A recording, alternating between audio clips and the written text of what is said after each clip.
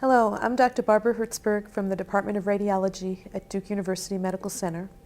I'm a professor of radiology and an associate professor of obstetrics and gynecology, and my talk today is on ultrasound of the fetal gastrointestinal tract.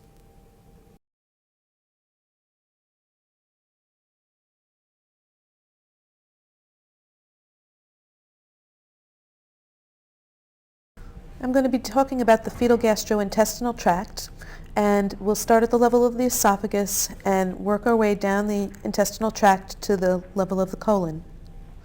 Beginning with the esophagus, a common ultrasound diagnosis is esophageal atresia, and this diagnosis is based on visualization of polyhydramnios in conjunction with non-visualization or small fetal stomach. So in this example here, we have polyhydramnios with inability to visualize the stomach in its expected location in the left upper quadrant on this left parasagittal scan and on this axial scan. However, gastric visualization does not rule out esophageal atresia. In fact, most fetuses with esophageal atresia have a tracheoesophageal fistula, and fluid traversing this fistula can be sufficient to allow visualization of the stomach. So this is a fetus with esophageal atresia and a tracheoesophageal fistula in whom we see a normal-sized stomach. Many times, though, in the setting of esophageal atresia and a tracheoesophageal fistula, the fluid traversing the fistula is sufficient to allow gastric visualization, but the stomach is not normal in size.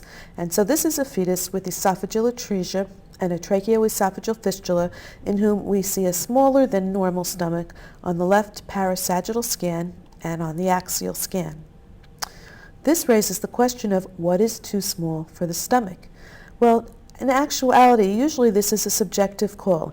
In this particular fetus, you look at the stomach, it's slit-like, it's just simply too small. However, if there is any question about it, there have been several studies which have investigated the size of the stomach over gestation and resulted in the creation of nomograms of normal stomach size.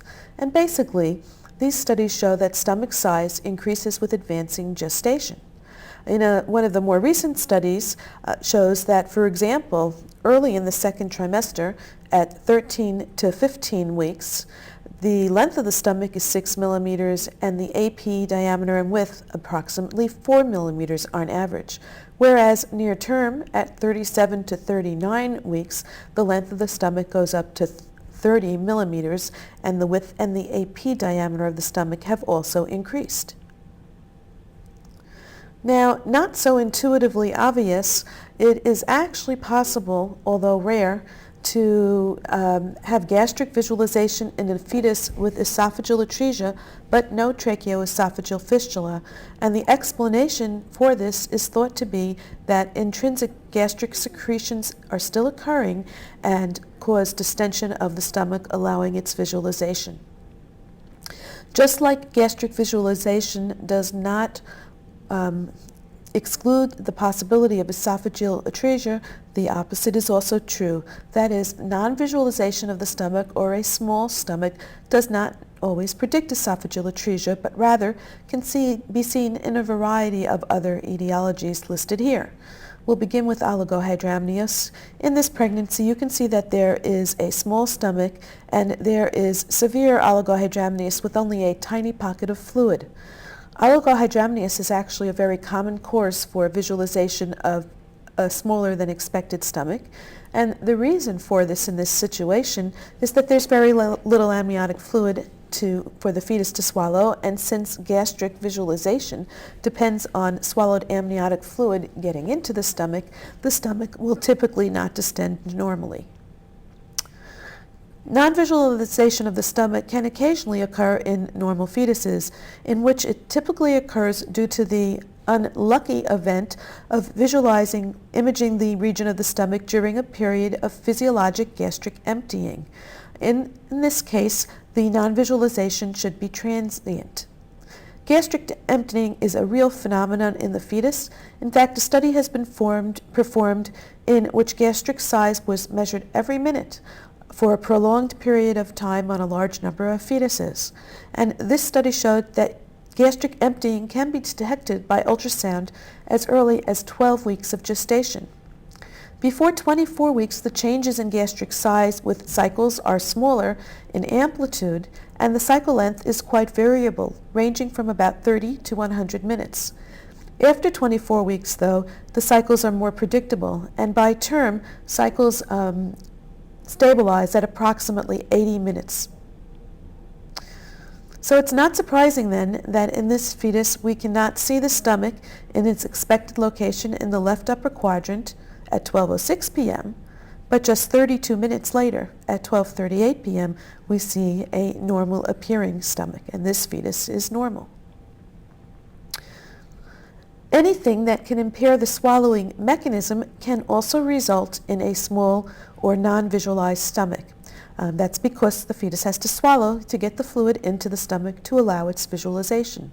And so central nervous system abnormalities, neuromuscular abnormalities, and large facial clefts can all be associated with non-visualization of the stomach or a smaller than expected stomach.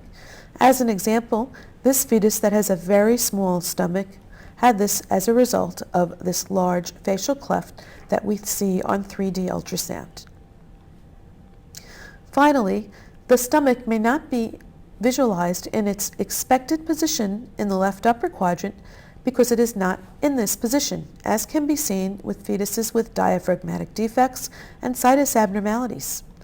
So in this fetus, the stomach is not seen in the left upper quadrant because it's not in the left upper quadrant. Rather, it is in the chest due to a congenital diaphragmatic hernia. A helpful finding to try to distinguish the fetuses with gastric non-visualization or a smaller than expected stomach on the basis of esophageal atresia from the very many other etiologies of non-visualization and small fetal stomach is to actually visualize a fluid-filled proximal esophageal pouch, and what you would be seeing is diagrammed here.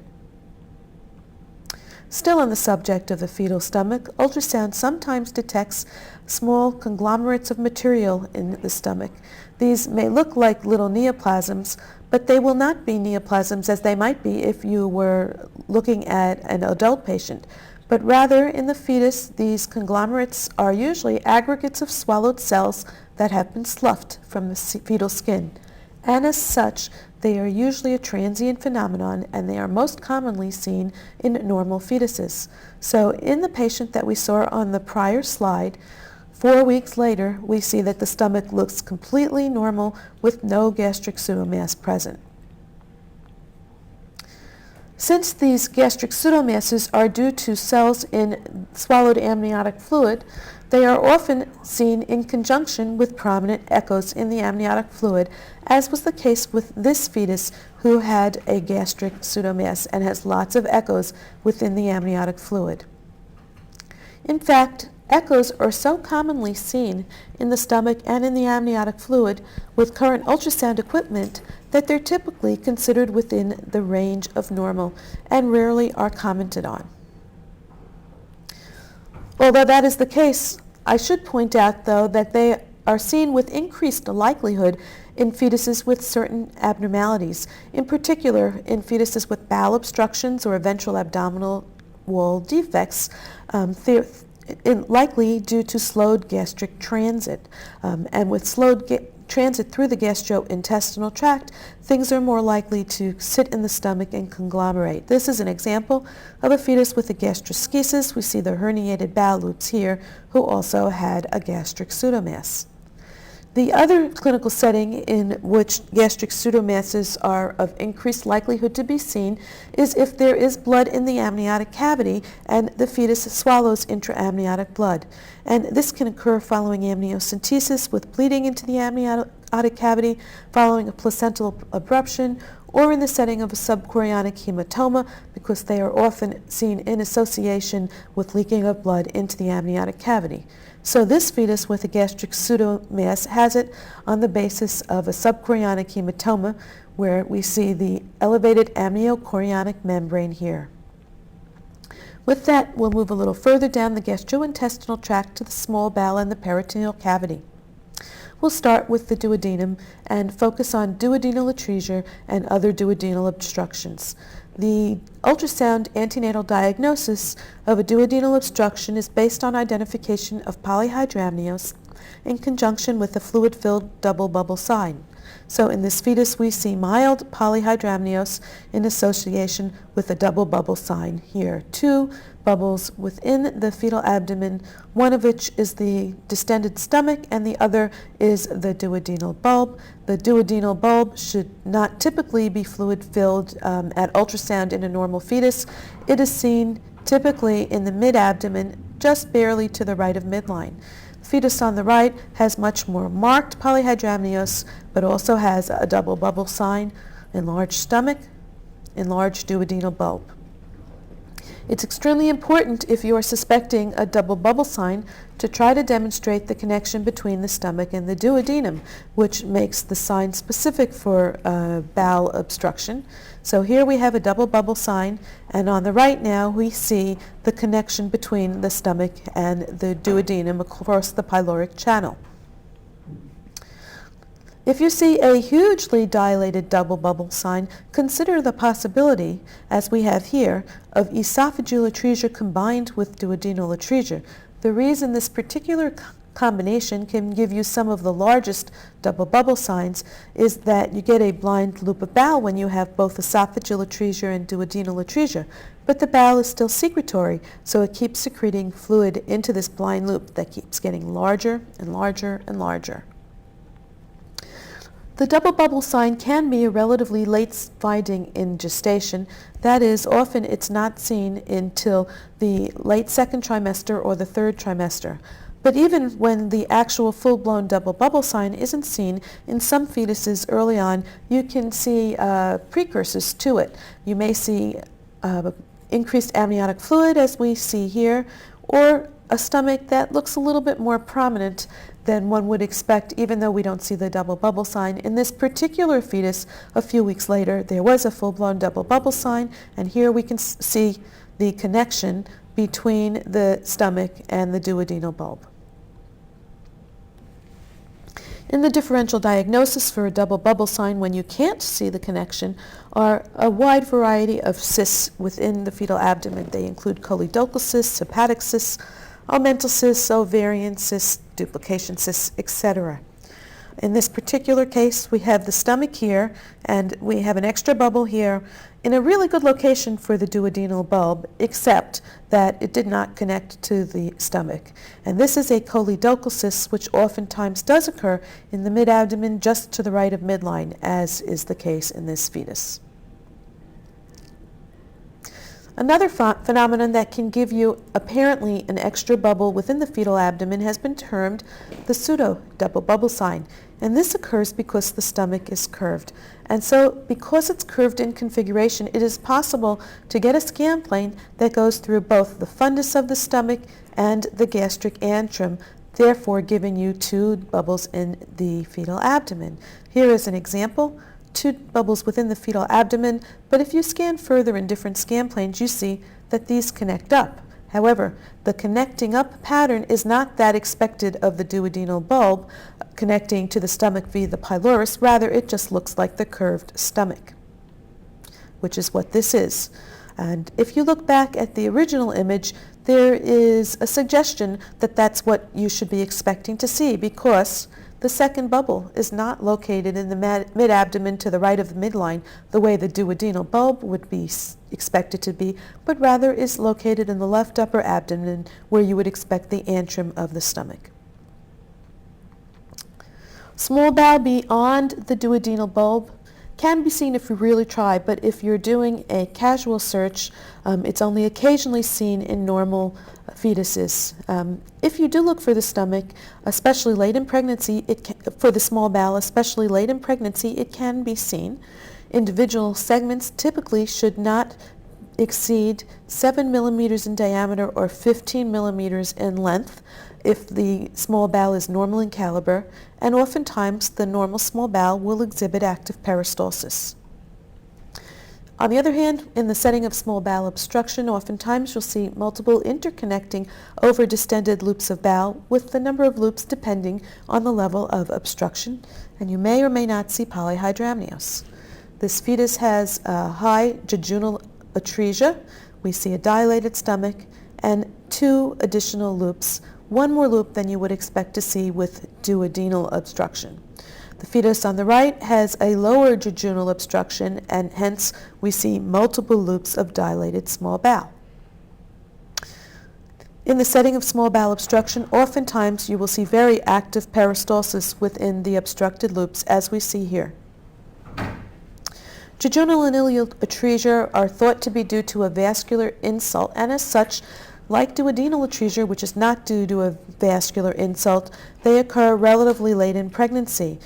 Typically, the ultrasound findings are first identified in the 3rd trimester or late in the 2nd trimester. But not all the findings are always seen. In a series of 15 fetuses with jejunal or ileal atresias, dilated small bowel loops were seen in 13, echogenic bowel in 8, and polyhydramnios only in 6, and an enlarged stomach only in 5 of these fetuses. 4 of the fetuses had ileal atresia, and polyhydramnios and enlarged stomach were not seen in any of these 4 fetuses. The polyhydramnios and enlargement of the stomach is more common the higher the level of obstruction. A dilated tortuous ureter can sometimes look similar to a dilated bowel loop. Here is a dilated left ureter, and notice that it creates a sort of hairpin loop configuration. Compare this to this fetus with a small bowel obstruction, in which you see a dilated tortuous loop that also has a hairpin-like configuration. So tracing the pathway of the dilated loops is very important in order to distinguish dilated ureter from dilated bowel. Likewise, a multicystic dysplastic kidney, when very large with very large cysts, can on the surface simulate the appearance of dilated loops of bowel. Here we see multiple cysts, but when one looks a little bit further, these cysts will not connect up the way dilated loops of bowel will. And also, if you really look at the epicenter of these particular cysts, they have a tendency to be paraspinal in location. And so getting a coronal image of this fetus, you can see that the cysts are localized to the area that you would expect an enlarged kidney to be in. And importantly, the other kidney looks normal. And this is important because a fetus with a multicystic dysplastic kidney has such a greatly increased incidence of having a contralateral renal abnormality. With that, I'd like to spend a little bit of time talking about echogenic bowel. When echogenic bowel was first described, it was actually thought to represent a normal variant that was typically seen between 16 to 22 weeks and resolved by the late 2nd trimester. And here is an example of echogenic bowel in a normal fetus. Things were much simpler then because we didn't recognize at that point in time that echogenic bowel can actually be seen in a lot of other situations. One of these situations is if you look at the colon at term, the meconium can be very hyperechoic. In a normal fetus, typically the contents of the colon, the meconium in the colon, is most commonly less echogenic than the surrounding bowel contents. But in this fetus, you can see that the contents of the colon are more echogenic than the surrounding contents of the abdomen. But this was a fetus near term, and likely is because sometimes the meconium becomes more and more desiccated as term approaches, and this was a perfectly normal fetus. Echogenic bowel can also be seen secondary to swallowed blood that's been swallowed from the amniotic fluid. It should be transitory if it's due to swallowed blood. So here we see a fetus with increased echogenicity in the bowel. This was on the basis of a placental abruption. Here you can see the markedly dilated placenta, markedly enlarged placenta in combination with the blood from the abruption, as well as increased echoes in the amniotic fluid due to blood cells in the amniotic fluid. With time, though, when the fetus was rescanned, the echogenic bowel had resolved as it is expected to do in a fetus who has echogenic bowel on the basis of swallowed blood. Likewise, this is a fetus with echogenic bowel on the basis of a subchorionic hematoma, presumably with blood cells that got into the amniotic fluid and were swallowed. Here we see the echogenic bowel, and here we see the elevated amniochorionic membrane due to the subchorionic hematoma.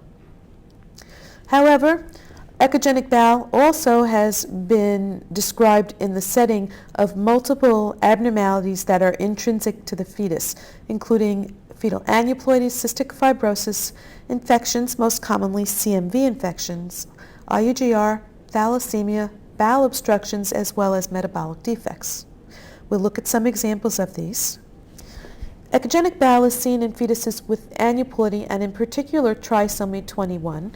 And here is an example of echogenic bowel in a fetus who also had a thickened nuchal fold with the nuchal fold measuring 6 millimeters.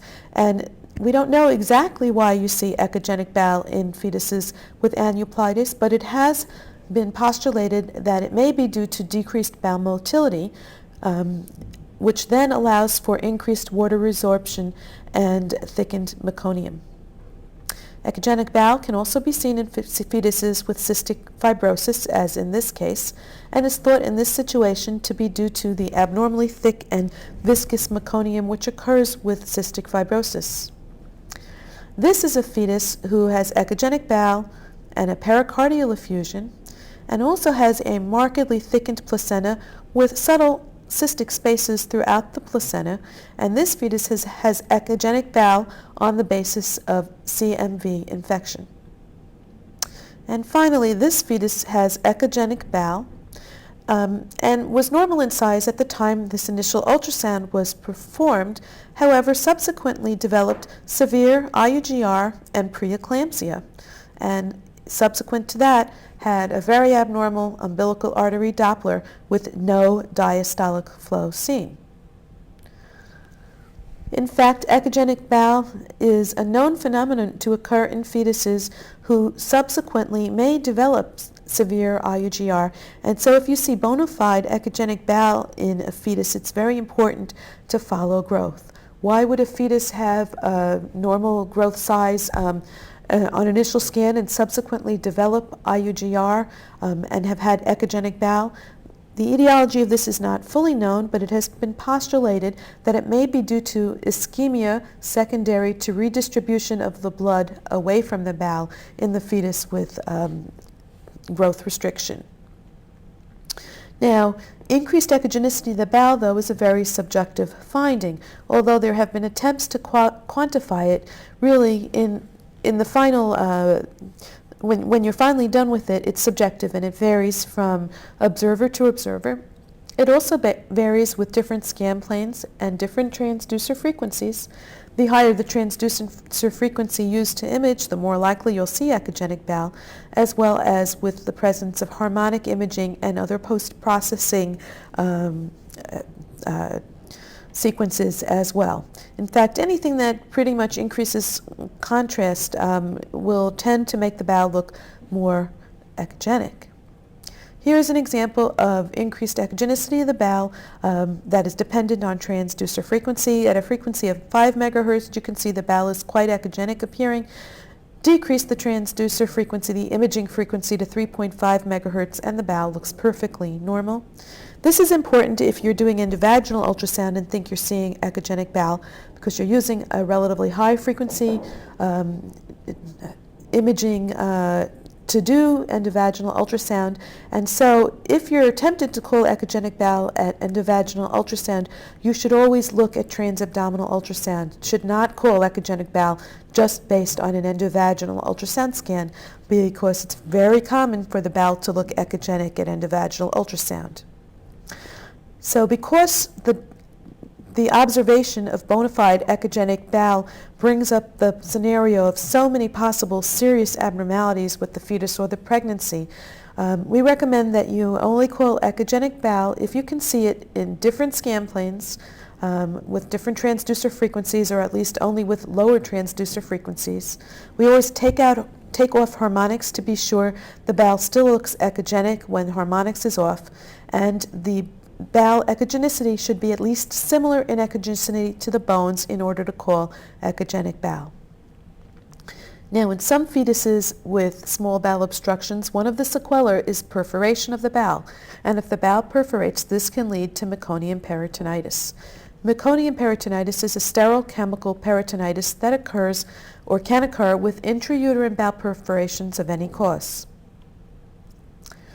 The most characteristic finding of meconium peritonitis is to see calcifications in a peritoneal distribution. And these calcifications are due to a peritoneal inflammatory response. This response can cause formation of a fibrotic tissue that's prone to calcify. And as a result, one can get highly echogenic, punctate, curvilinear, or clumped foci that may or may not have shadowing. So here are some examples of the calcifications that one can see in the fetal abdomen in the setting of meconium peritonitis. Here are some very coarse calcifications with posterior shadowing. In this fetus, though, there are multiple calcifications but no posterior shadowing. This fetus has scant calcifications, no shadowing. And this fetus has a very large clumped calcification, very coarse, very large, with shadowing. Finally, this fetus has a figure 8 configuration calcification as the calcifications wrap around the outside of two adjacent abutting loops of bowel. Calcifications can be seen in a number of other entities in addition to meconium peritonitis. For example, they can be seen in fetuses with a teratoma or other neoplasm that calcifies, in which case they will tend to be pretty localized. They can also be seen in anal atresia, in which cases the calcifications are not peritoneal in distribution, but rather will be intraluminal within the lumen of the colon. So here is an example of a fetus with anal atresia and a rectourinary fistula in which we can see calcifications that are localized to within the loops of colon. And it's thought that the calcifications in fetuses with anal atresia are most likely to occur in those with a rectourinary fistula and are likely on the basis of mixing of the meconium with urine. Now here is a fetus in which there is a big clump of calcifications, but also numerous calcifications that seemingly were located all throughout the abdomen, and as a result, the possibility of meconium peritonitis was considered. However, later in pregnancy, mild ventriculomegaly developed. You can see the atrium of the lateral ventricle is 11.5 millimeters above the 10 millimeter cutoff. There were calcifications within the fetal head on postnatal CT scan, and postnatal ultrasound showed that the calcifications were actually located within the liver parenchyma, as we see here, as well as within the spleen, rather than being in a peritoneal distribution. And this fetus proved to have CMV infection. So there are, though, a few clues that can help you distinguish calcifications that are peritoneal in distribution from those that are located within the liver and spleen. And one of the clues is to see the calcifications lined up all around the periphery of the liver, just outside the liver capsule, but not within the parenchyma of the liver as we see here. Another common pattern for calcifications that are peritoneal and due to meconium peritonitis is to see a curvilinear configuration of the calcifications along the undersurface of the diaphragm.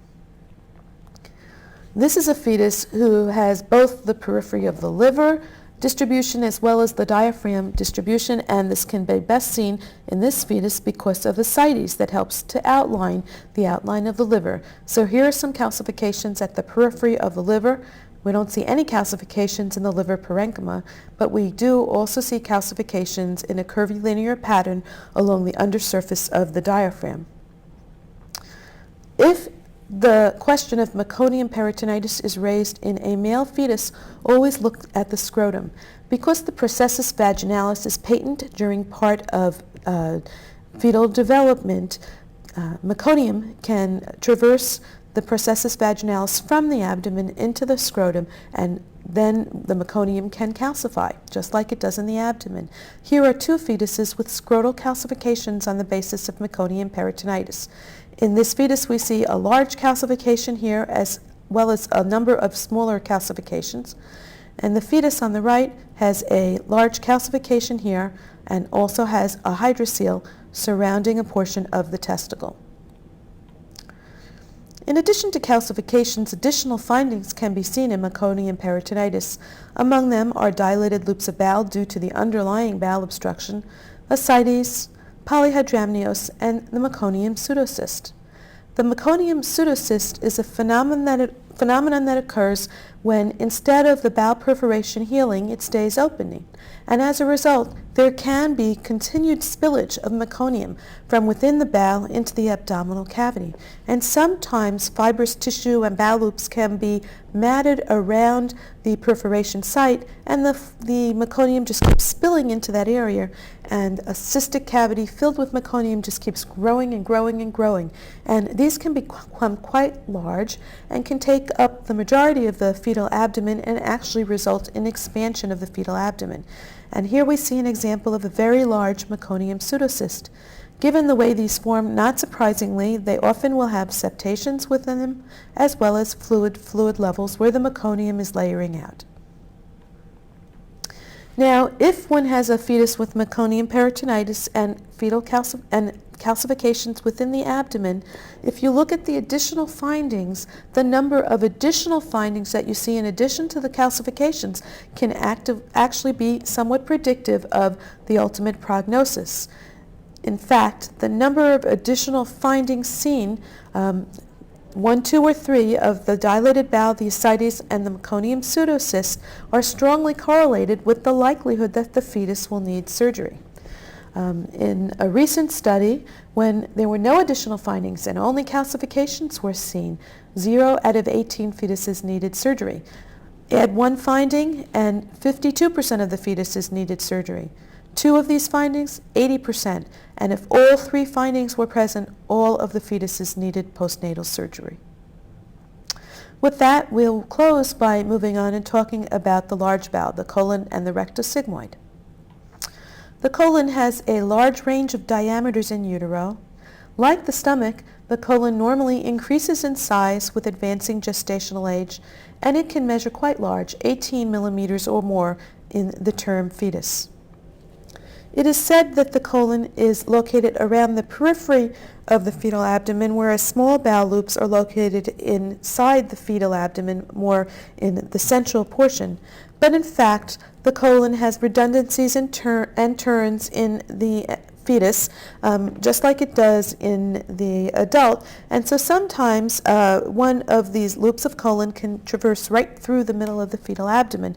Here are some examples. The colon will look like a hypoechoic tubular structure within the abdomen in most fetuses. Here we see colon in this fetus, and notice it just goes right through the center of the abdomen. And here's a loop of colon in another normal fetus.